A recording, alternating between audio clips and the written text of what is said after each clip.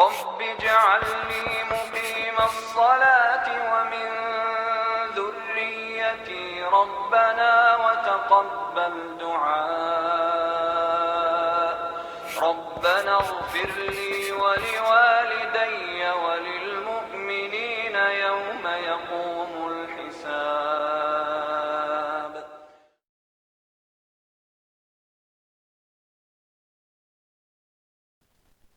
Assalamualaikum warahmatullahi wabarakatuh.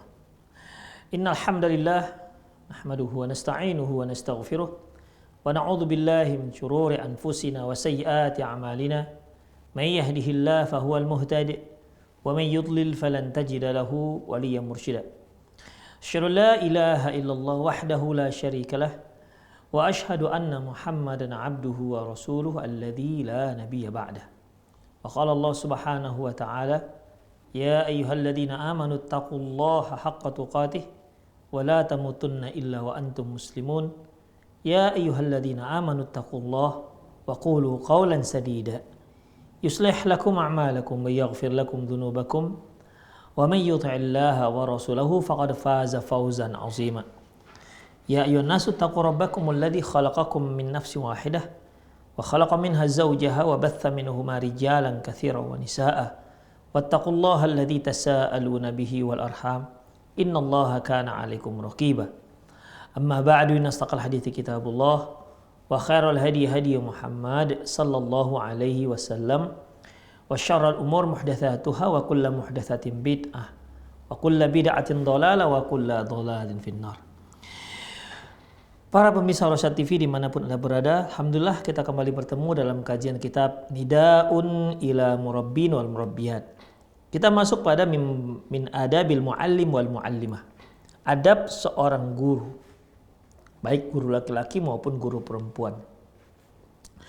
Yuhsinul bil muallimi wal muallimati ayura'u fi darsi mayali.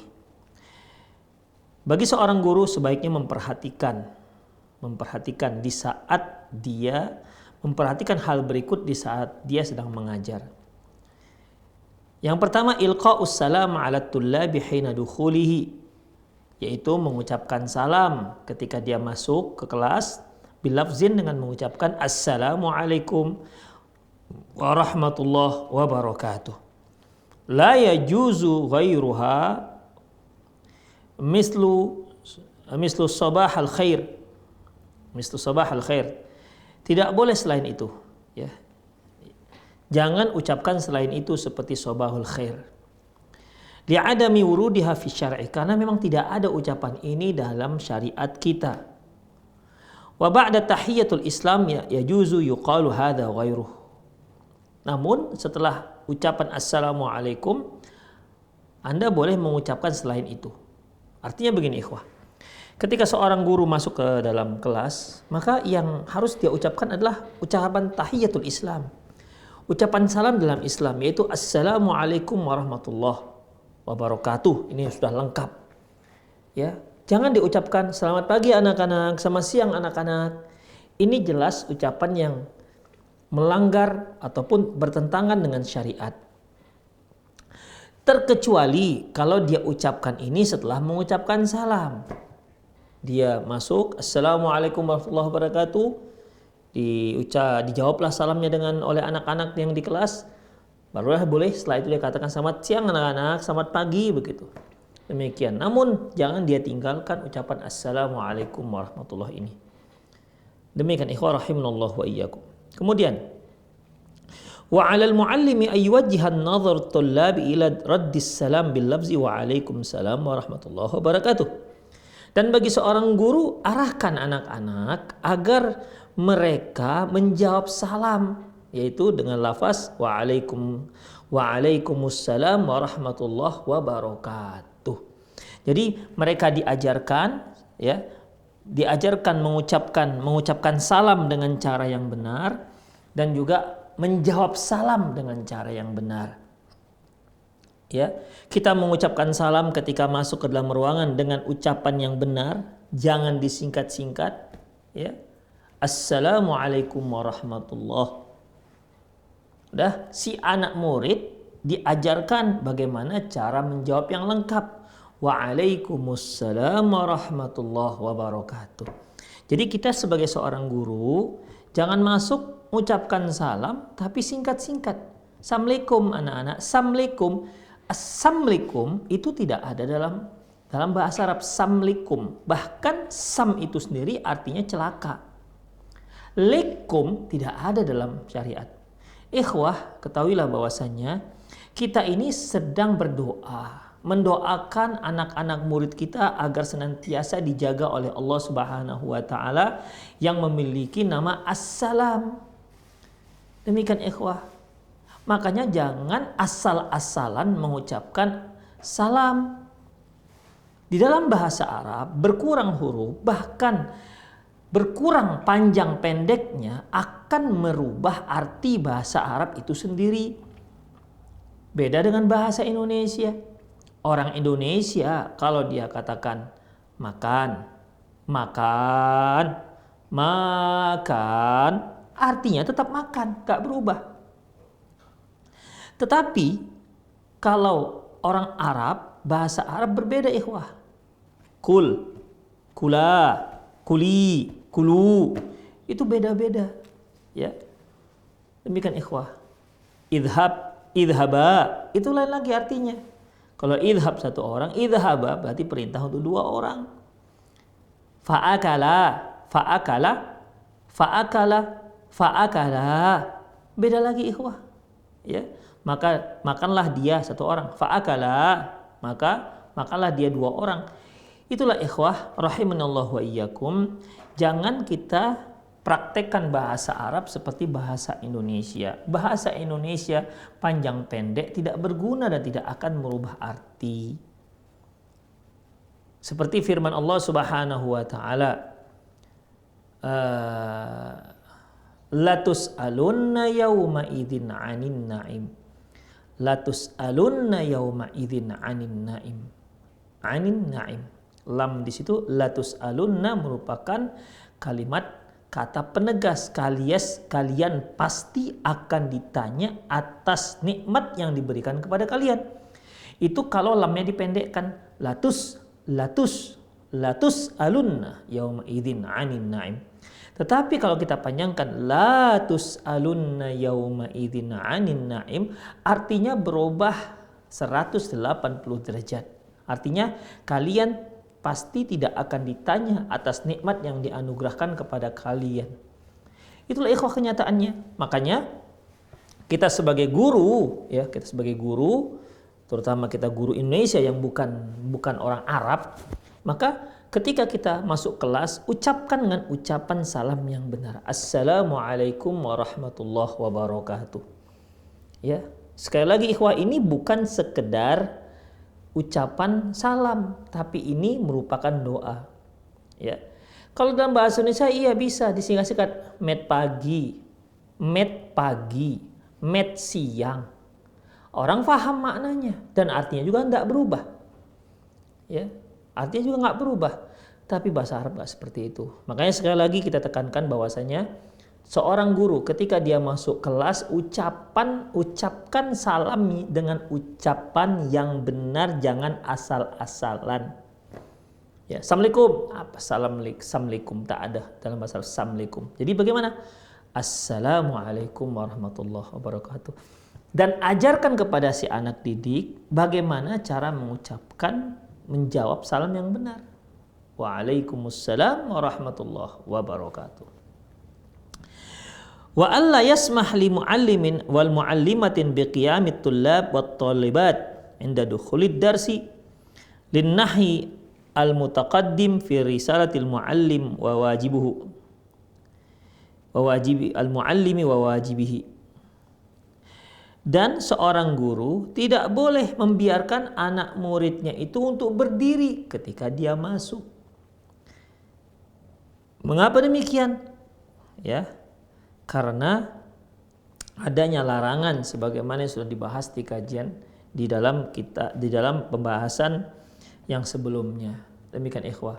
Makanya ketika ada sih orang-orang dalam mereka punya aturan, apabila si guru masuk kelas maka murid berdiri. Nah, kadang-kadang ada yang memberikan komando ketika dia melihat gurunya masuk ruangan, berdiri, begitu, berdiri, kemudian ihtiram, kasih selamat, begitu, kemudian duduk, ya, biasanya berdiri, kemudian ucapkan selamat, selamat pagi ibu, begitu, tidak ada sedikit pun diajarkan dengan ucapan assalamualaikum warahmatullahi wabarakatuh.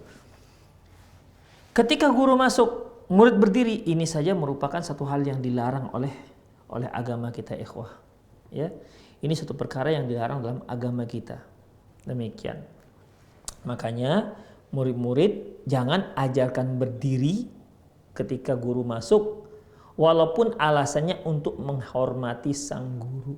Karena Rasulullah Shallallahu Alaihi Wasallam pernah bersabda, barang siapa yang suka orang-orang berdiri ketika dia masuk, falyatabawa maq'adahu minan nar, maka tempatnya dalam neraka jahanam. Ya, barang siapa yang suka kalau orang-orang berdiri ketika dia datang atau ketika dia masuk, maka tempatnya dalam neraka jahanam. Yang kedua, iqbalul muallimi wal muallimati 'ala talabati biwajhi mutabassimun. Kemudian setelah masuk, ya ucapkan salam, si guru menghadap ke murid dengan wajah yang berseri-seri, dengan senyuman yang manis. Demikian ikhwah, jangan dia menghadap murid dengan wajah yang ketat, dengan wajah yang emosi, mungkin baru ada masalah di rumahnya, kemudian terlihat mimik wajah yang masih tersisa emosinya. Jangan sampai seperti itu, karena hal ini tidak mengenakkan, membuat suasana kelas menjadi tidak enak. Ya, assalamualaikum, begitu kata si guru, tapi wajahnya macam wajah marah, maka murid pun menjadi tegang. Ada masalah apa ini guru? Marah dengan siapa? Oleh karena itu, ya, hendaklah kita mengajar dengan suasana yang kita buat senyaman mungkin bagi anak-anak, sehingga anak-anak itu dengan kehadiran kita tidak ada dia merasa tertekan. Bukan tidak sedikit guru-guru masuk ke dalam kelas, si murid itu diam, tidak bicara sedikit pun, tapi bukan dikarenakan patuh, dikarenakan takut kepada guru. Ya, ketika guru keluar dari kelas, rame ribut. Ketika guru masuk dalam kelas, itu diam, takut. Demikian. Makanya guru yang seperti ini yang ditakuti, bukan yang dihormati, ya. Yang ditakuti oleh murid, biasanya murid punya julukan-julukan yang aneh untuk guru ini.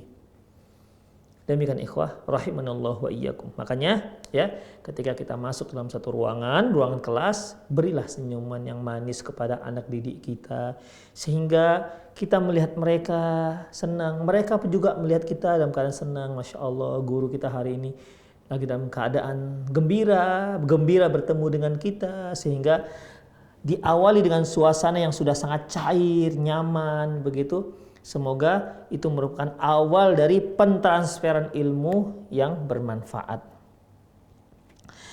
Liqauli Rasulullah sallallahu alaihi wasallam, tabassumuka fi wajhi akhika shadaqah. Kamu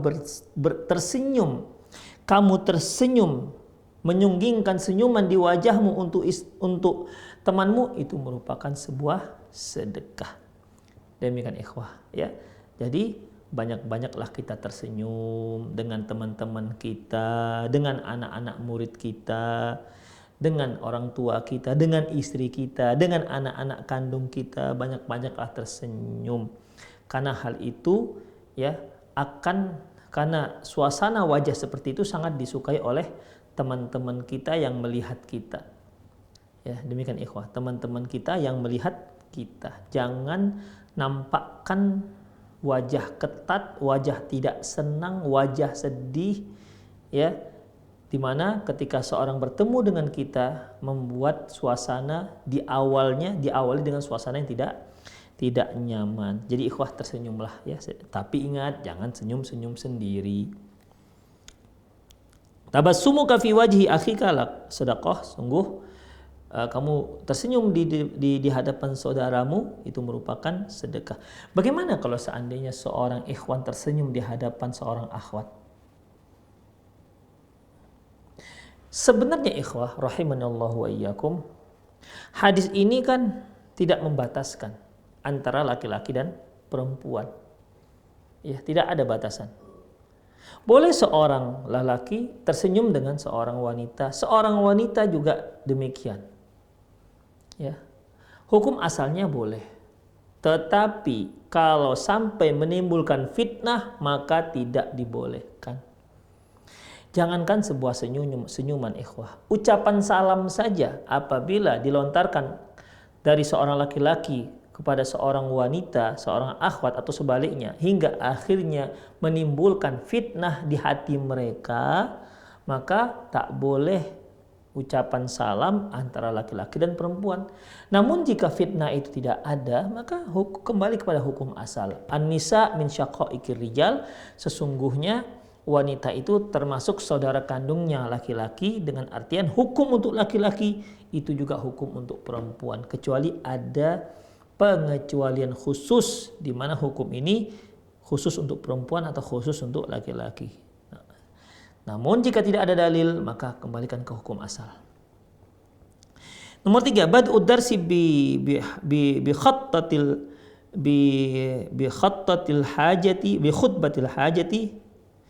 khutbatil hajati allati kana Rasulullah SAW yaftatihu biha kalamuhu. Hendaklah dimulai pelajaran itu dengan khutbah hajah yang selalu diucapkan Rasulullah SAW dalam memulai ucapannya. Apa itu? Yaitu innal hamdalillah nasta'inuhu wa nastaghfiruh wa na'udzu billahi min syururi anfusina wa sayyiati a'malina may yahdihillahu fahuwal muhtadi fala hadiyalah fala mudhillalah wa may yudlil fala hadiyalah wa asyhadu an la ilaha illallah wahdahu la syarikalah wa asyhadu anna Muhammadan abduhu wa rasuluh amma ba'du. Demikian ikhwah. Kemudian ila akhir khutbah, hingga akhirnya itu kita bacakan 3 ayat. Ya. Qala azza wa jal ya ayyuhalladzina amanu taqullaha haqqa tuqatih wa la tamutunna illa wa antum muslimun. Ya ayyuhalladzina amanu taqullaha wa qulu qawlan sadida yuslih lakum a'malakum wa yaghfir lakum dhunubakum wa may yuti'illaha wa rasulahu faqad faza fawzan 'azima. Ya ayyuhan nasu taqu rabbakumul ladzi khalaqakum min nafsin wahidah wa khalaqa minha zawjaha wa batha minhuma rijalan katsiran wa nisaa'a wattaqullaha alladzi tasaaluna bihi wal arham innallaha kana 'alaikum raqiba. Itu ikhwah, itu namanya khutbatul hajah.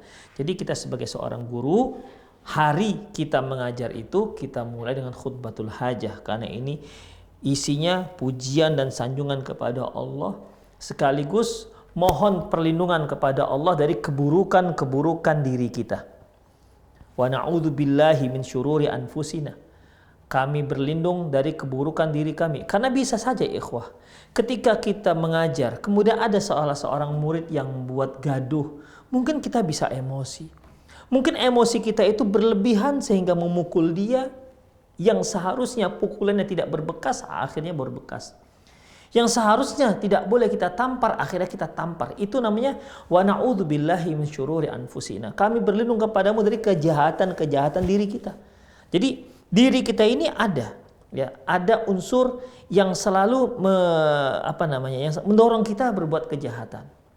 Innan nafsala ammaratun bisu. Sesungguhnya hawa nafsu itu senantiasa menyuruh seseorang untuk berbuat buruk. Makanya kalau ada sesuatu yang tidak berkenan di diri kita, yang kita lihat dari murid-murid yang kita ajar, ini kalau Allah tidak melindungi kita dari keburukan diri kita, maka kita bisa emosi ikhwah.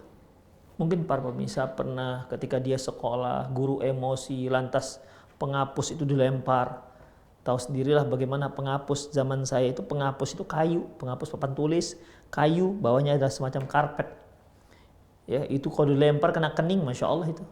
Bisa benjol, bisa bengkak kening dibuatnya. Demikian, ada lagi guru yang marah, dibukanya sepatunya, dilemparkannya ke murid.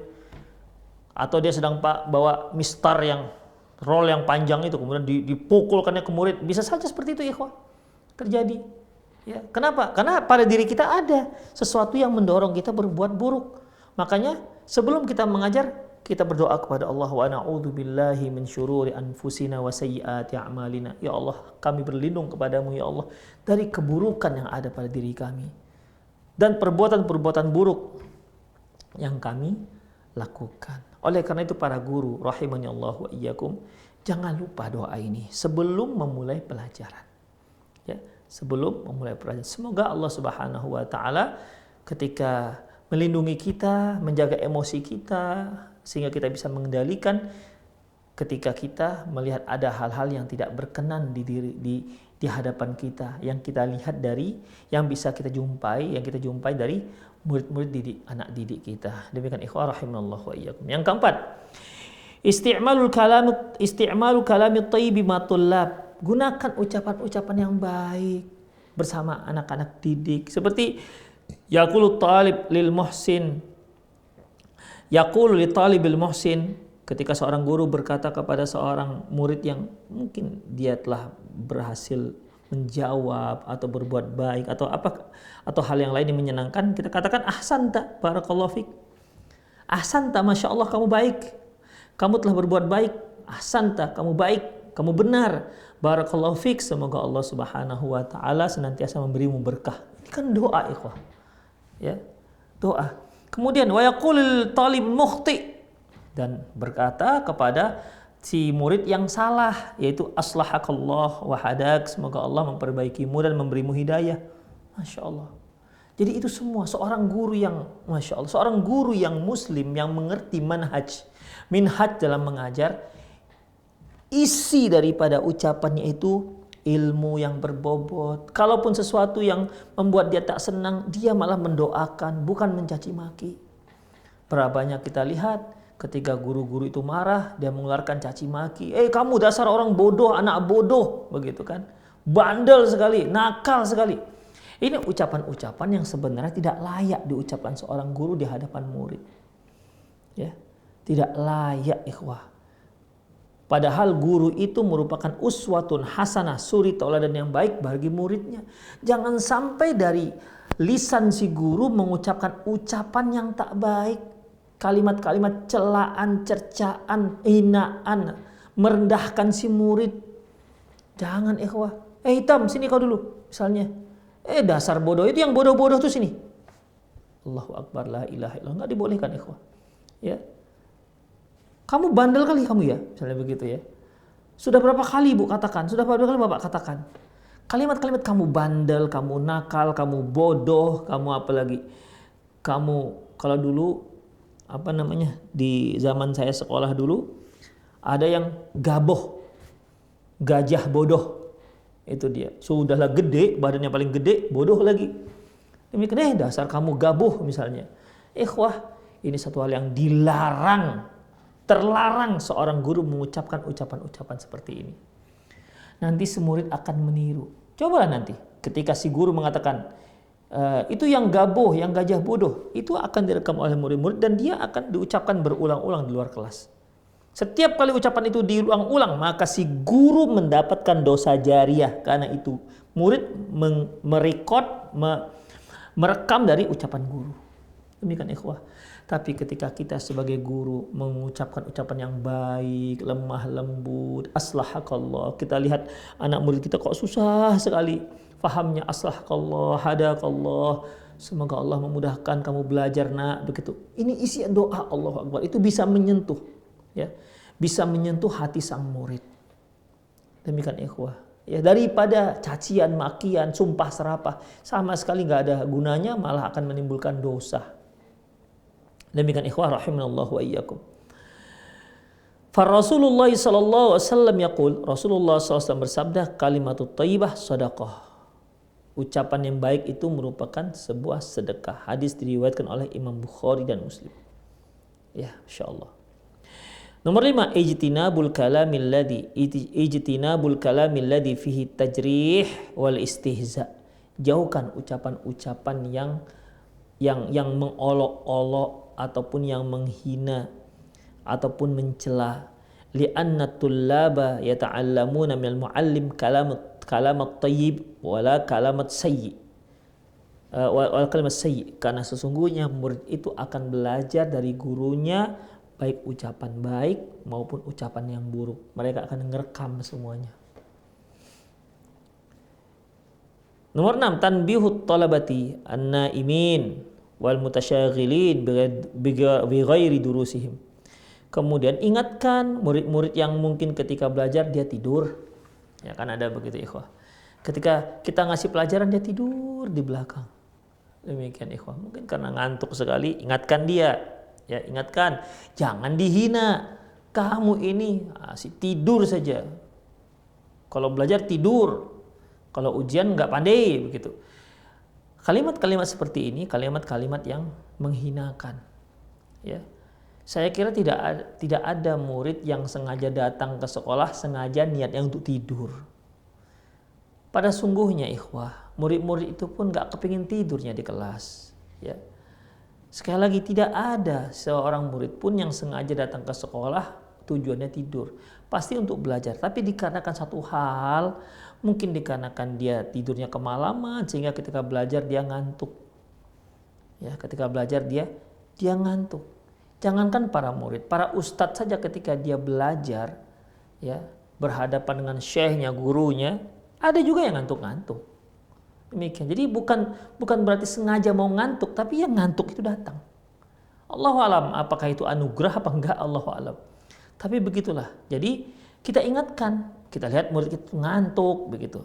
Kita tegur dia, kita ingatkan. Biasanya kalau seorang guru sudah mengingatkan murid yang tidur, biasanya ngantuknya hilang. Ya. Pelan-pelan katakan, nak, bangun nak, begitu, ya, bangun nak. Begitu dia bangun, ucapkan, alhamdulillah ahyana ba'dama amatana wa ilaihin nusyur, begitu kan.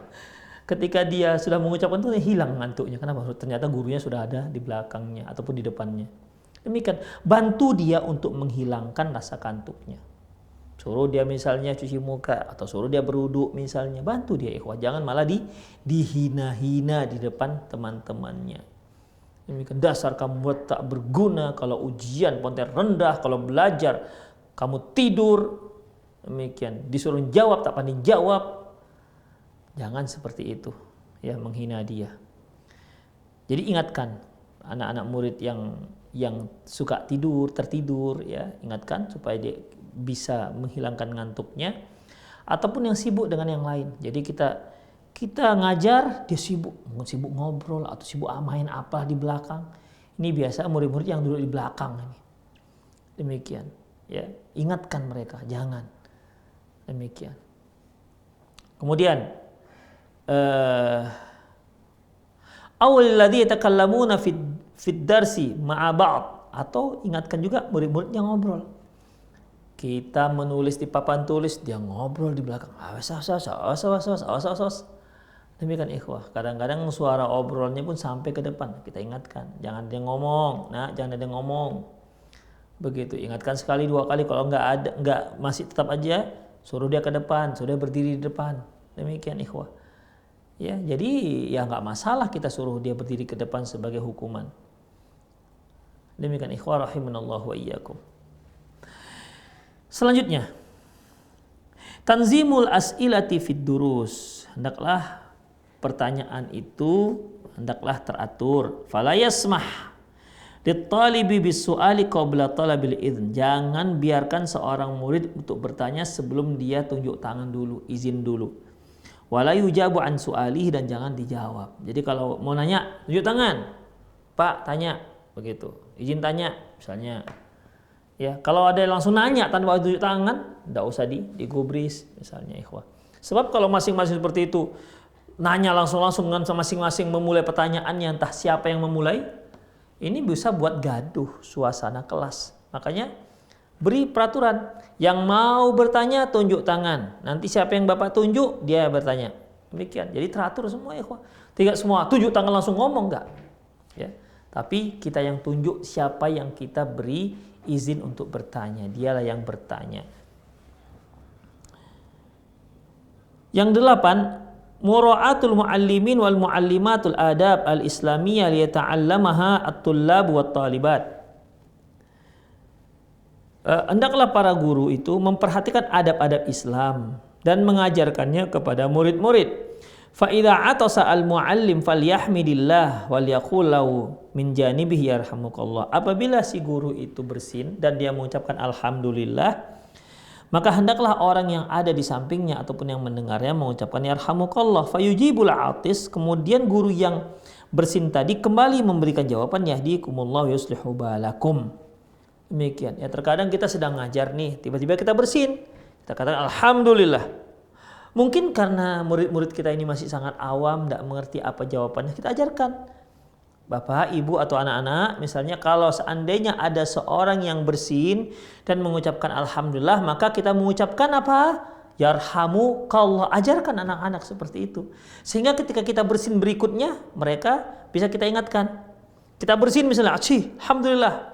Mungkin anak-anak murid lagi gak gitu perhatian gitu. Apa yang diucapkan apabila seorang sedang bersin mengucapkan alhamdulillah, yaitu yarhamukallah. Diajarkan demikian ikhwah rahimunallah. Kemudian guru menjawab balik, yahdikumullah wa yuslihu balakum. Jadi adab dalam bersin ini ya itu semerta-merta diajarkan dengan cara praktek. Sesungguhnya ikhwah, berdakwah dengan cara praktek itu jauh lebih mengena dalam hati seseorang ketimbang teori mengucapkan begini dan begitu. Ya. Seperti tadi misalnya, seorang guru mengucap alhamdulillah, kemudian diajar kepada muridnya untuk mengucapkan yarhamukallah. Dia mengucapkan kembali yahdikumullah yuslihu balakum. Itu mungkin kalau dengan praktek dan memang ada yang bersin, insya Allah beberapa menit selesai. Tapi kalau dia teori, ada bersin satu apabila seorang begini-begini, itu ikhwah kemungkinan untuk dipraktekkan itu lupa. Ya, demikian ikhwah. Selanjutnya, wa idza tatha'aba muallim falyadha yadahu al-yusra ala fih. Apabila seorang guru menguap, maka hendaklah dia letakkan tangannya di atas mulutnya. Hendaklah diletakkan tangannya di atas mulutnya. Wala yaqulu jangan dia katakan kadang-kadang guru udah mulai ngantuk di kelas kan. Tiba-tiba di depan murid. Syukur-syukur masih ditutupnya. Ada yang memang sengaja begitu depan murid. Kadang-kadang bahkan ditertawai murid gara-gara gurunya tak sadar mengucapkan dengan kalimat yang kuat di saat dia sedang menguap. Demikian ikhwah rahimanallahu wa iyyakum. Ya, itu akan mengundang tertawa satu kelas. Makanya ini tidak layak dilakukan oleh seorang guru. Ya, tidak layak dilakukan oleh seorang guru. Hendaklah dia mengajarkan yang baik. Faqad naha Rasulullah sallallahu an dzalik faqal. Sungguhnya Nabi SAW melarangkan hal itu dan beliau bersabda, "Idza tathaba ahadukum falyadha yadahu ala fih." Apabila salah seorang kalian menguap, hendaklah dia letakkan tangannya di mulutnya. Fa inna syaitana yadkhul ma'at tatha'ubi, karena setan itu akan masuk ketika dia menguap. Hadis diriwayatkan oleh Imam Bukhari dan Imam Muslim. Yang kesembilan, alal muallimina wal muallimati ayyura'u nazafata fi libasihim. Hendaklah para guru itu memperhatikan kebersihan baju ataupun pakaian murid-muridnya. Wa ayyudhiru amamat tullab bi dhahril jamil bidun takabbur. Dan hendaklah dia berpenampilan di hadapan murid-muridnya juga dalam keadaan bersih. Ya. Jangan kita masuk ke kelas dalam keadaan baju kusut, baju kusut, bau lagi, la ilaha illallah. Rambut acak-acakan. Ya, ini tentu tidak dibenarkan. Hendaklah kita ketika masuk ke kelas itu memang benar-benar kita dalam keadaan rapi, ya, orang Medan bilang steady lah kira-kira. Rapi, wangi, sehingga murid-murid pun senang dengan kita. Ya, jangan sampai pakaian kita kusut, bau, asem, rambut acak-acakan. Hal ini tentunya tidak layak kita tampil seperti itu di hadapan murid-murid kita. Jadi di samping kita ajarkan murid-murid kita agar berpakaian dengan cara yang baik dan bersih, rapi, kita juga seperti itu. Jadi baik kita dan mereka terbiasa dengan sesuatu yang sifatnya baik dan bersih. Demikian ikhwah rahimani Allah wa iyyakum. Amalan biqauli Rasulillah sallallahu alaihi wasallam, ya, sebagai mengamalkan sabda Nabi sallallahu alaihi wasallam, la yadkhulul jannata man kana fi qalbi mithqal dzarratin minal kibar. Gak akan masuk surga orang yang dalam hatinya ada kesombongan walaupun sebesar biji sawi. Qila inna rajula yuhibbu ayyakuna thawbuhu hasanan wa na'lu hasanan. Ya Rasulullah, bagaimana kalau ada seorang itu suka kalau pakainya bagus, sendalnya bagus? Apakah ini termasuk sombong? Qal, Rasulullah mengatakan, Innallaha jamil yuhibbul jamal. Allah itu indah, suka dengan yang indah-indah. Demikian ikhwah. Berarti kalau kita ingin dicintai oleh Allah, ingin suka dengan kita, maka rapilah pakaian kita, wangilah tubuh kita. Demikian ikhwah. Jangan sampai kita berpakaian acak-acakan, tidak rapi. Innallaha jamil. Allah itu indah, suka dengan yang indah-indah. Makanya kita lihat Rasulullah itu indah. Ya. Apa kata Rasulullah SAW? 2 hal yang paling aku suka di dunia ini. Apa itu? Wanita dan minyak wangi. Makanya Rasulullah itu aromanya itu selalu wangi, ikhwah. Belum lagi beliau pakai minyak rambut. Belum lagi beliau matanya itu benar-benar bagaikan seperti orang yang bercelak. Itulah Rasulullah SAW. Bahkan pernah suatu kali beliau memakai baju merah yang ada list-list hitamnya. Apa kata sahabat? Demi Allah, sungguh aku lihat waktu itu Rasulullah lebih tampan ketimbang bulan purnama. Kenapa? Beliau rapi, wangi. Demikian ikhwah rahimanallahu wa iyyakum. Innallaha jamil. Makanya Allah tuh suka dengan Rasulullah SAW. Kenapa? Salah satu kriteria yang membuat Allah tuh cinta kepada seseorang, dia adalah indah dan rapi. Demikian ikhwah. Ya tentunya amalan soleh juga. Kalau kita lihat Rasulullah sudahlah amalan solehnya kuat, rapi juga, masya Allah. Ya, inilah ciri-ciri orang yang dicintai oleh Allah Subhanahu wa taala. Innallaha jamil yuhibbul jamal. Allah itu indah dan suka dengan keindahan. Al-kibru batrul haq wa ghamtin nas. Adapun yang namanya sombong yaitu menolak kebenaran dan meremehkan manusia. Ke-10, alal mudarrisin wal mudarrisat idza kanu min fi madrasati mukhtalitati fiha dhukur wal inas minal muallimin wal talabah wa huwa mukhalifu lit ta'ali Islam kama huwal ma'lum alaihim ayyada'u tullaba amamahum wa waraihim talibat. Apabila guru-guru mengajar di madrasah ataupun sekolah yang campur baur antara laki-laki dan perempuan, ya, campur baur antara laki-laki dan perempuan, dan tentunya ini tidak sesuai dengan syariat Islam yang tinggi, tidak sesuai dengan Islam, ya, peraturan Islam yang tinggi sebagaimana sudah dimaklumi. Maka jika memang seperti itu kondisinya, maka hendaklah dia letakkan si murid laki-laki di depan dan murid perempuan di belakang. Jadi jangan kiri kanan. Apalagi sebangku sepasang, jangan seperti itu, ikhwah. Ini akan menimbulkan masalah baru nanti di kelas. Jadi biarkan yang laki-laki semua di depan dan perempuan semuanya di belakang. Demikian ikhwah. Jika si guru itu mengajar di sebuah sekolah yang bercampur baur antara laki dan perempuan. Kemudian tajannuban li hudusil masyakil, untuk menghindari banyak masalah. Wa 'alal mudarrisin ayunabbihu tullab 'ala 'adami ikhtilati bit talibat. Dan si guru hendaklah mengingatkan murid-muridnya janganlah suka berbaur-baur, ya, laki-laki dan perempuan. Fala yajuzul kalam ma'ahunna illa biqasdin nasihati biduni khalwati mi wara'i hijab wa mi wara'i hijab. Enggak boleh bicara dengan murid perempuan kecuali memang tujuan untuk menasihati, ya, atau untuk hal-hal yang penting lah, bertanya untuk hal yang penting, dan tidak boleh berduaan bertanya. Walaupun penting, tapi kalau nanya dua-duaan, ya. Dia tanya, ukhti misalnya, ukhti fillah, masyaallah, ukhti, saya mau nanya, penting sekali. Oh iya, ada apa? Akhi, kata si perempuan, kan si akhwat. Tapi saya mau nanya di belakang aja, kita berdua. Udah nggak boleh, ya, nggak dibolehkan. Nanya aja, tapi dengan suatu hal yang penting.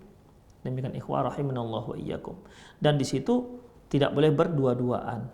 Kemudian si wanita pun, si murid perempuan, dia juga ketika berkomunikasi tidak boleh dia mendayu-dayukan suaranya. Fala yakhda'na bil qaul. Jangan dia dayu-dayukan suaranya, enggak dibolehkan.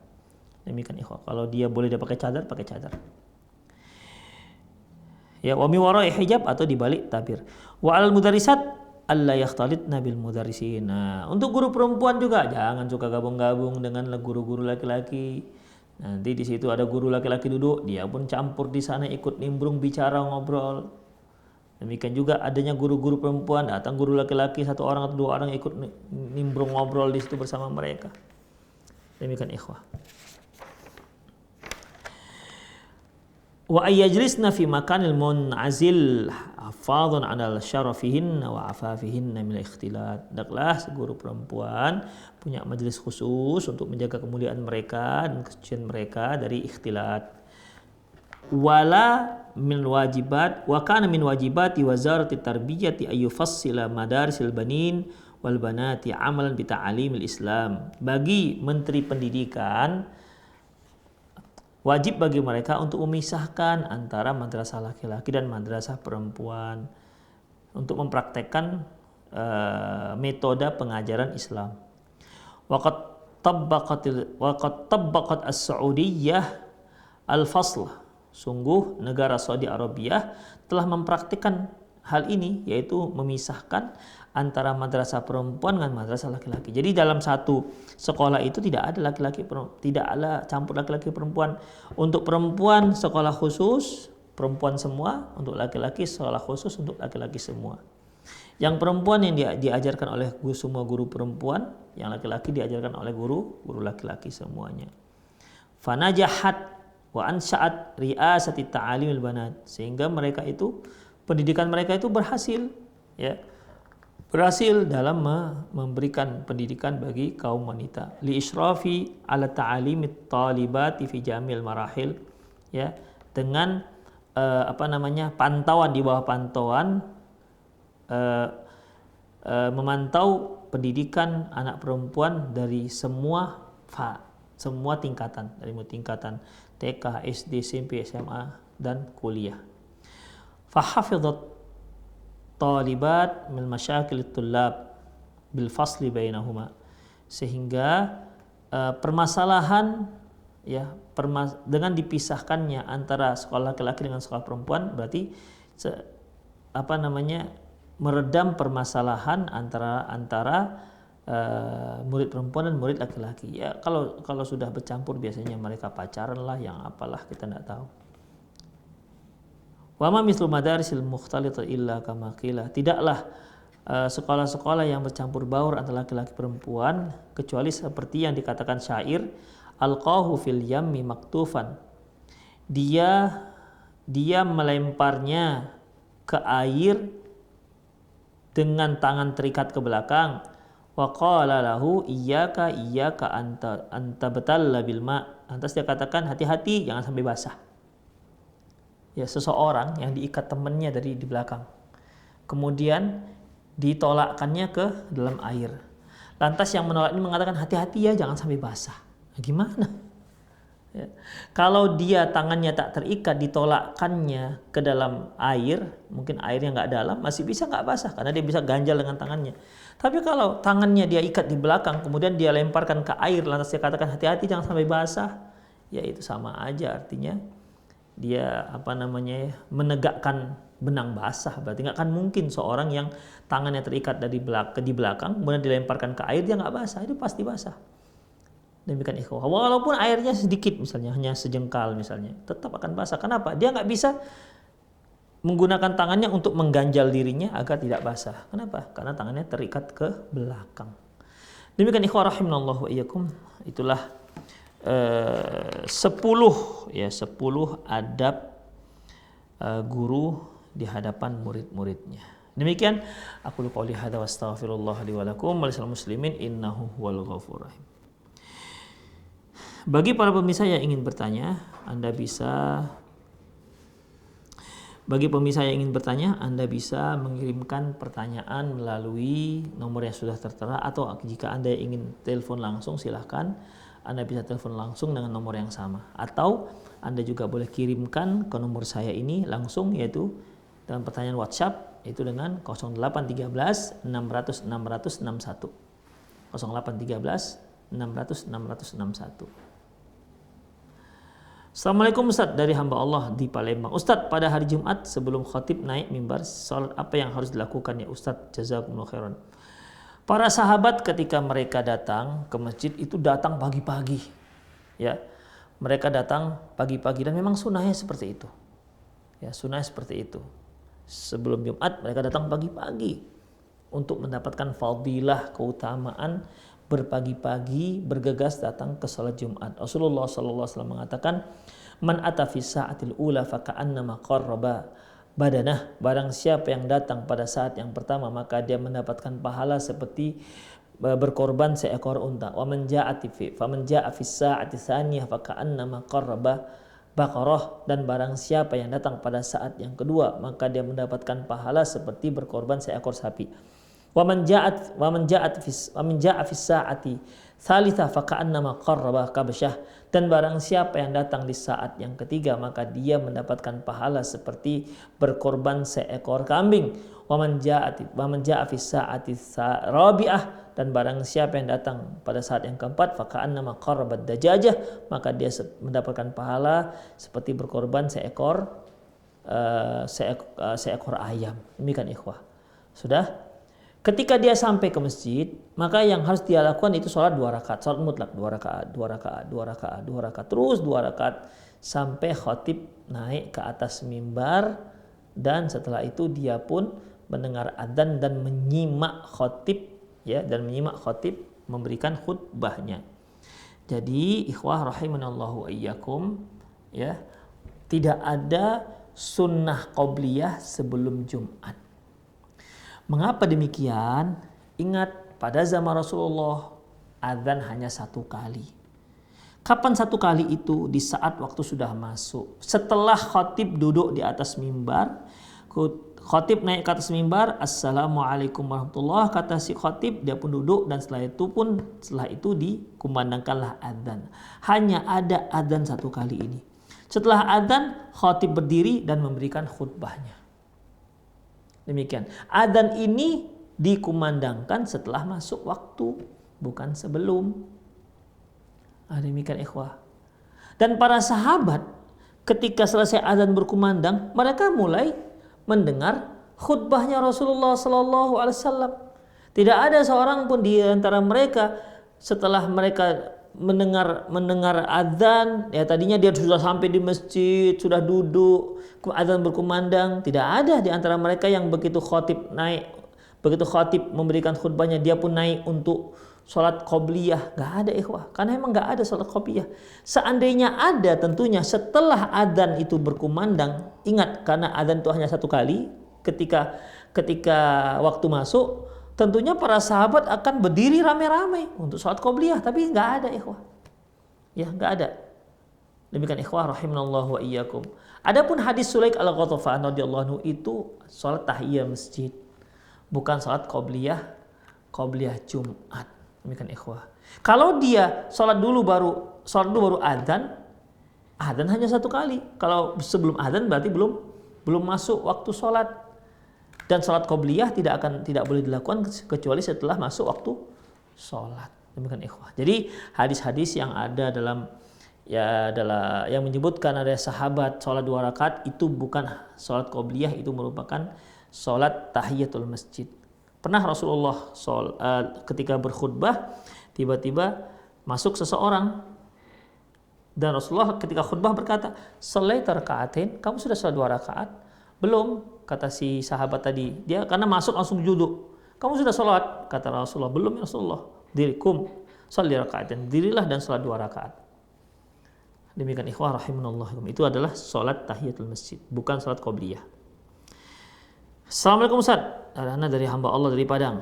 Mau tanya, tapi agak luar tema. Ana seorang nakes.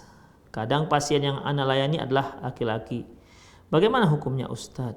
Saya hanya menjalankan tugas sebagai nakes. Apakah saya berdosa? Biasanya kan yang datang berobat adalah laki-laki, namun mereka tidak ditemani mahramnya. Bantu jawab Ustaz, jazakumullah khairan. Yang seharusnya ikhwah, ya, yang seharusnya nakes perempuan itu hanya melayani perempuan, dan nakes laki-laki hanya melayani laki-laki, memberikan perawatan kepada laki-laki. Apalagi di saat itu kalau perlu suntikan, terkadang harus membuka bahu itu merupakan aurat, atau membuka pinggul, dan pinggul itu merupakan aurat walaupun hanya sedikit untuk memberikan suntikan. Namun pada dasarnya nggak dibolehkan, ya, pada dasar tidak dibolehkan, terkecuali memang tidak ada yang lain Yang sakit seorang bapak, tidak ada nakes yang laki-laki, yang ada hanya perempuan, maka dalam masalah ini itu sudah darurat, dibolehkan. Namun apabila masih ada nakes yang laki-laki, maka nakes laki-laki melayani dan merawat pasien laki-laki, dan nakes perempuan melayani dan merawat pasien yang perempuan. Allahu a'lam bissawab. Ikhwan, demikian, semoga bermanfaat. Itu saja kajian kita. Semoga bermanfaat. Aku qouli hadza wa astaghfirullah li wa lakum wa lisal muslimin innahu wal ghafurur rahim. Kita akhiri dengan doa kafatul majlis. Subhanakallahumma wa bihamdik, asyhadu an la ilaha illa anta, astaghfiruka wa atubu ilaik. Wa sallallahu ala nabiyyina Muhammad wa ala alihi wa ashabi jami'in. Wa akhir da'wana alhamdulillahirabbil alamin. Assalamualaikum warahmatullahi wabarakatuh.